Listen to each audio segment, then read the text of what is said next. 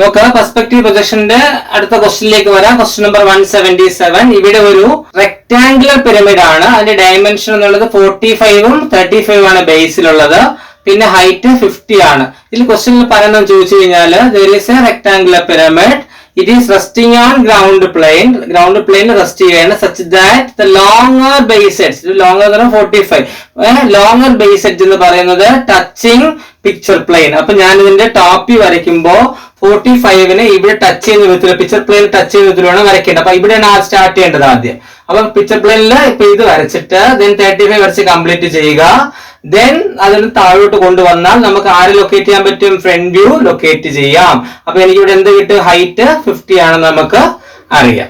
ഇനി അടുത്ത പ്രൊസീജിയർ എന്താണ്? We have to locate the station point with respect to the object. ഇവിടെ നോക്കാം, ഇവിടെ പറയുന്നുണ്ട് there is center plane 50 mm left of the center.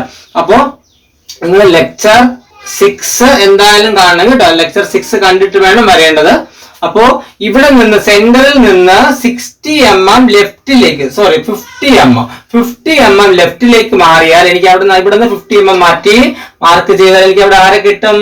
എനിക്ക് സെൻട്രൽ പ്ലെയിൻ കിട്ടും. ഈ സെൻട്രൽ പ്ലെയിനിലാണ് ആര് കണ്ടെയ്ൻ ആകുന്നത്? Station point. സ്റ്റേഷൻ പോയിന്റ് എവിടെയാണെന്നാണ് പറയുന്നത്? Station point is 30 mm above ground plain. Okay, ഇവിടെ നിന്ന് 35 mm മാറിയിട്ടാണ്. അപ്പൊ എനിക്ക് ഇവിടെ എന്ത് കിട്ടി? SP ഡാഷ് കിട്ടി 35 mm മാറിയിട്ട്. പിന്നെന്താ പറയുന്നത്? 60 mm front of picture plane. അപ്പൊ ഇവിടെ നിന്ന് 60 mm മാറ്റണം. അപ്പൊ പിക്ചർ പ്ലെയിനിൽ നിന്ന് 60 mm മാറ്റിയാൽ എനിക്ക് അവിടെ ആരെ കിട്ടും? പിക്ചർ സ്റ്റേഷൻ പോയിന്റിന്റെ പ്ലാൻ കിട്ടും. This is 60. അപ്പൊ നമ്മള് ഈ പിക്ചർ പ്ലെയിനും ഗ്രൗണ്ട് പ്ലെയിനും വരയ്ക്കുന്നതിന് മുമ്പ് ഈ 60യും 35 ആഡ് ചെയ്തപ്പോ 95 കിട്ടി. അപ്പൊ 95നേക്കാൾ കുറച്ച് കൂടുന്ന വിധത്തിൽ 96ഓ അല്ലെങ്കിൽ 100ഓ എല്ലാം കൊടുത്തു കഴിഞ്ഞാൽ നമ്മൾ 105 എടുത്താലും കുഴപ്പമില്ല. എന്നിട്ട് വേണം വരയ്ക്കേണ്ടത്, അല്ലെങ്കിൽ ഇത് മുകളിലോട്ടും താഴോട്ടും ഓവർലാപ്പ് ചെയ്യും. ഓക്കെ, ഇനി അടുത്ത് നമ്മൾ എന്താ ചെയ്യേണ്ടത്? നമുക്ക് ഈ പോയിന്റുകൾക്ക് പേര് കൊടുക്കാം. പേര് ഞാൻ കൊടുക്കുവാണ് ABCDO. സിമിലർലി ഇത് എന്തായിരിക്കും? ABC ബാക്കില് DO. ഓക്കെ, ഒരു കാര്യം നമ്മൾ ശ്രദ്ധിക്കേണ്ടത് എയും ബിയും പിക്ചർ പ്ലെയിനിൽ തന്നെയാണ്. അതുകൊണ്ട് ഈ AB തന്നെ ആയിരിക്കും നമുക്ക് കിട്ടേണ്ട ആൻസറിലെയും AB. ഇനി ഞാൻ അടുത്ത് ചെയ്യാൻ പോണത് ഈ പോയിന്റുകളെല്ലാം എങ്ങോട്ട് ജോയിൻ ചെയ്യും? ഈ പറഞ്ഞ സ്റ്റേഷൻ പോയിന്റിലോട്ട് ജോയിൻ ചെയ്യുക. അപ്പൊ നോക്കിയേ, എനിക്ക് A ജോയിൻ ചെയ്യേണ്ട ആവശ്യമില്ല, B ജോയിൻ ചെയ്യേണ്ട ആവശ്യമില്ല. അപ്പൊ ആദ്യം വേണ്ടത് D ജോയിൻ ചെയ്യാൻ പോവാണ്. DA ഇങ്ങോട്ട് ജോയിൻ ചെയ്യുക. അപ്പൊ എനിക്ക് ഇവിടെ പിയേഴ്സിംഗ് പോയിന്റ് കിട്ടി D1. C ജോയിൻ ചെയ്യുക. C ജോയിൻ ചെയ്യുമ്പോ എനിക്ക് ആരെ കിട്ടി? ഇവിടെ കിട്ടി C1. അടുത്ത പിയേഴ്സിംഗ് പോയിന്റ് ആണ്. ഇനി അടുത്ത പോയിന്റ് ആണ് O ഇങ്ങോട്ട് ജോയിൻ ചെയ്യുക. ഇതൊക്കെ തിൻ ലൈൻസ് ആയിട്ട് വേണം ജോയിൻ ചെയ്യേണ്ടത്. So this is our point O1. ഇനി ഇതേ പ്രൊസീജിയർ എവിടെ ചെയ്യണം? സ്റ്റേഷൻ പോയിന്റിന്റെ ഫ്രണ്ട് വ്യൂയിലേക്ക് SP ഡാഷിലേക്ക് ഇവിടെ നിന്ന് ജോയിൻ ചെയ്യുക. സോ SP ഡാഷിലേക്ക് ജോയിൻ ചെയ്യുക. ഇവിടെ നിന്ന് ജോയിൻ ചെയ്യുക. ഇവിടെ നിന്ന് SP ഡാഷിലേക്ക് ജോയിൻ ചെയ്യുക.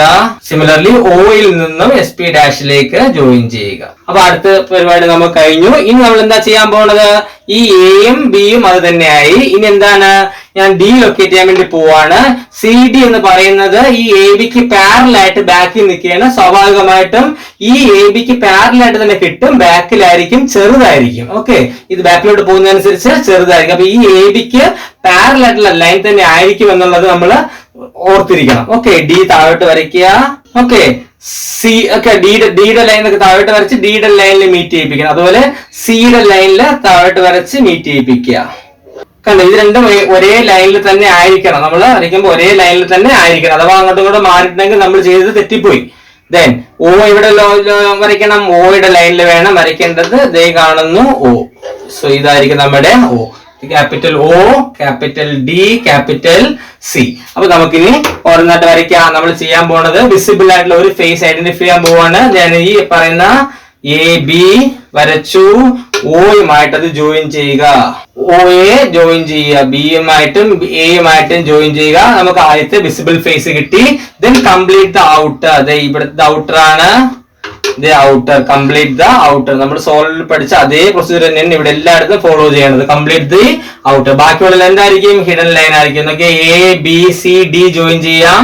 അത് ഹിഡൻ ലൈനായിട്ടായിട്ട് വേണം ജോയിൻ ചെയ്യേണ്ടത്. വരയ്ക്കുമ്പോൾ എല്ലാം ഒരേപോലെ വരയ്ക്കുക, വൃത്തിയായിട്ട് ഇവിടെയും വരയ്ക്കുക. ഓക്കെ, അത് വരയ്ക്കുമ്പോ ഹിഡൻ ലൈനായിട്ട് വേണം വരയ്ക്കേണ്ടത്. ദെൻ നമുക്ക് ഇവിടെ എന്താണ് OCയും കൂടി ജോയിൻ ചെയ്യുക, OCയും കൂടി ജോയിൻ ചെയ്യുക. So this will be the required perspective projection.